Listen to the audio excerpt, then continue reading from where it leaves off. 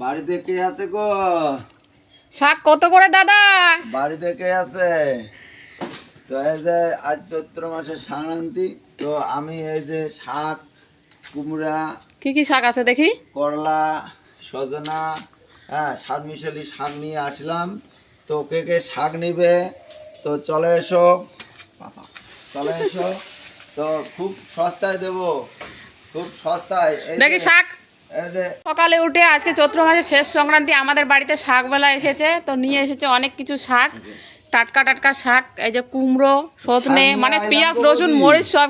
নামাই দেখো। তো গাইস সকালে উঠে আসছে শাক বিক্রি করতে। এই যে সুন্দর সুন্দর শাক নিয়ে এসেছে। এগাটি সজনে, শাক 20 টাকা, এটা 20 টাকা। এগাটি শাক কুমড়ো 20 টাকা, 2 আটি নিলে তোমার জন্য 25 টাকায় দেওয়া যাবে। আর এই যে কুমড়াটা, এই কুমড়াটা 120 টাকা নেবো। সব মিলে 20 টাকা দিব, দিয়ে দেন। আবার এদের সজনা 15 টাকা পোয়া, 250। হ্যাঁ, এই যে করলা, করলা 10 টাকা কিলো।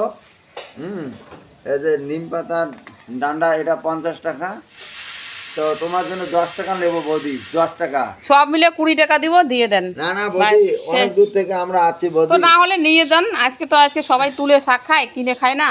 তো তাহলে আমাদের টাটা আর গো দরকার বৌদি, না। টাটা। যান, চলে যান। আমি গেলাম গো বৌদি, আমি গেলাম। তোমার সঙ্গে আর ব্যবসা হইলো না বৌদি, টাটা। দরকার নেই আমাদের। গেলাম গো বৌদি।